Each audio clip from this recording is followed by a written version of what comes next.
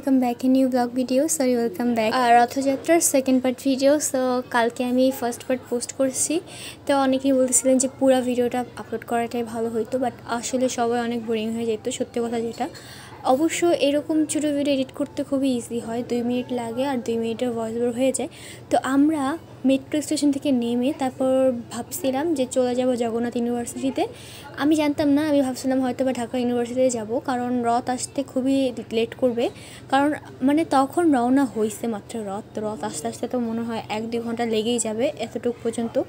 তো এই তো রিক্সা করে চলে যাচ্ছিলাম আমরা জগন্নাথ ইউনিভার্সিটির উদ্দেশ্যে। আমি ঠিক জানতাম না, যখন জগন্নাথ ইউনিভার্সিটির সামনে থামায় তখন বুঝতে পারছি যে জগন্নাথ ইউনিভার্সিটির সামনে আর কি আমরা নামবো।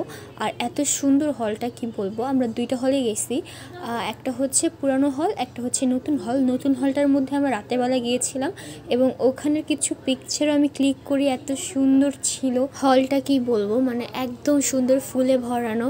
তো ওই হলটা হয়েছিল কি যে 1985 সালে আই গেস ভেঙে পড়ছিল, অনেকজন মারা গেছিল, তো এটাকে আবার মানে নতুন করে তখনই করা হয়েছিল।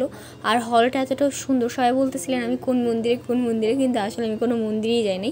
আসলে আমরা রথটাকে চৌরাস্তা পার হয়ে আরও কিছু সামনে, মানে বুয়েট ইউনিভার্সিটির আরও কিছু সামনে আমরা গিয়েছিলাম। তারপর জগন্নাথ দেবকে দর্শন করে আমরা চলে আসি, কারণ আমরা ঢাকেশ্বরী একবার গেছিলাম, বাট ট্রাস্ট করেন ঢাকেশ্বরীতে কখনোই ঢোকা যায় না। যদি আপনি ঢুকতেও যান তাও পারবেন না, কারণ এত ভিড় থাকে। তো অত দূর কষ্ট করে যেয়ে তারপর রিক্সা পাওয়াটাও খুবই টাফ, যে আমরা আসবো মেট্রো স্টেশন পর্যন্ত। তো এর জন্যই অতটুকু দূর যেয়েই আমরা আর কি তারপর ছেড়ে দিই। তারপর আমরা আবার ব্যাক করি জগন্নাথ হলের মধ্যে কিছুক্ষণ বসি, রেস্ট করি, তারপর আমরা রওনা দেই বাসায় ফেরার উদ্দেশ্যে। আর বাসায় তো ফিরি মেট্রো দিয়ে, অতটাও ঝামেলা হয় না। আর এই তো হলটাকে আপনাদের দেখাচ্ছিলাম, এতটা সুন্দর। আর আমরা যেখানে বসছি এখন, এটা হচ্ছে উপাসনালয়। তো আপনাদের আমি এই উপাসনালয়টা দেখানোর জন্য আর কি আমি এখানে আসছিলাম। তো এই দেখেন কতটা সুন্দর কাজ ছিল, পুরো কাঠের এখানে সুন্দর লেয়ার করে কাজ করা ছিল, এতটা সুন্দর। ভিতরে ছিল কালী ঠাকুরের প্রতিমা, আরও অনেক ঠাকুরের ছিল, শিব ঠাকুর। তো ভালো মতো দেখাতে পারছিলাম না, বাট ভিতরে হচ্ছে আদার্স যে ধর্ম আছে ওই ধর্মেরও হচ্ছে আর কি করা ছিল, অনেক সুন্দর ছিল। আপনারা যদি যান তাহলে অবশ্যই দেখতে পারবেন। তারপর আপনাদের আরেকটু ঘুরে দেখাই আমি জায়গাটা। আর কাজগুলো এত সুন্দর ছিল, আমার ক্যামেরায় কিন্তু আসলে ভালো মতো উঠতেছিল না। আর দেখেন কতটা বড় হল না মানে উপাসনালয়টা। আর এই বুদ্ধের মূর্তিটা দেখে আমার ছোটোবেলার কথা মনে পড়ে গেছে, কারণ আমার ছোটোবেলার একটা টাক হওয়ার ছবি তোলা আছে এই বুদ্ধের সাথে, এত সুন্দর ছিল। আমি যদি পারি তো ওই ছবিটাকেও পোস্ট করবো, আপনারাও দেখতে পারবেন, এতটা ফানি লাগতেছিল আমাকে দেখতে। আর এই বুদ্ধের মূর্তির সামনে কিন্তু এখন আমি অনুর ছবিও তুলছি। এই বুদ্ধের এই প্রতিমাটা কিন্তু খুবই বড়, দেখলে কিন্তু মনে হয় না অতটা বড়, বাট আমাকে এখানে ছোট লাগবে, শর্ট লাগবে। তো এত সুন্দর এটা দেখে আসলে আমার আগের কথা মনে পড়ে গেছে। এখানে আমরা যখন ঘুরতে আসছিলাম তখন আর কি, তখন অনেক ছোটো ছিলাম আমি, আর প্লাস আমার চুলও ছিল না।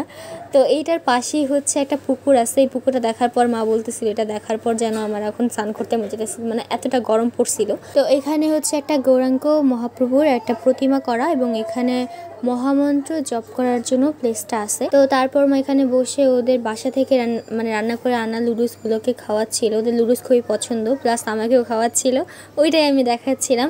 আর বাবা তো ওদের জন্য আলাদা করে চিপস চকলেট সব কিনে রাখছে, যাতে কান্না করলে ওদের দেওয়া যায়। আর এই দিকে দেখেন এটা হচ্ছে মাঠ টাইপের, এখানে আর কি এক্সারসাইজ করার জন্য খুবই জিনিসপত্র ছিল, ব্যায়াম করার জন্য। তো অনু এখানে এসে খেলাধুলা করতেছিল, আর আমি আপনাদের চারপাশে দেখাচ্ছিলাম, অনেক সুন্দর ছিল। আর ওই যে অনু হাই দিচ্ছিল আপনাদের। তারপর হচ্ছে আমরা চলে যাই ক্যান্টিনে খাওয়া দাওয়া করার জন্য আরও কিছু। আর বাবা তো খাওয়া দাওয়া করেনি, কারণ বাবা পুরা নির্জলা ছিল। রথ দর্শন করার পরই বাবা হচ্ছে নির্জলাটা ভাঙে বাবা। আর এদিকে আমি আর মা খাচ্ছিলাম হচ্ছে সিঙ্গারা, টেস্ট করছিলাম, চাউমিন খাইছিলাম, আর খাইছিলাম হচ্ছে লুচি আর হালুয়া। আর এইদিকে আমি খাওয়ার ভিডিওটা শেয়ার করছিলাম, আমি কীভাবে খাচ্ছিলাম ওইটাই। পাশে অনু ছিল, অনুও খাচ্ছিল, অনু বলছিল খুবই মজা।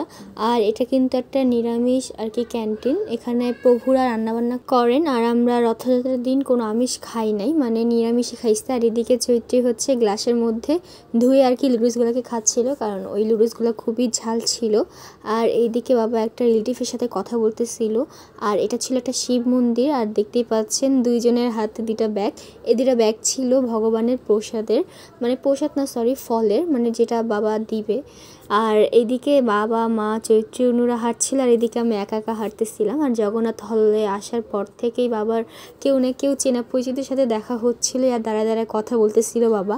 1 ঘন্টা আমরা ওয়েট করছিলাম, মানে 1 ঘন্টা আর অর্ধেক এরকম সময়, তার মধ্যেই রথ চলে আসে।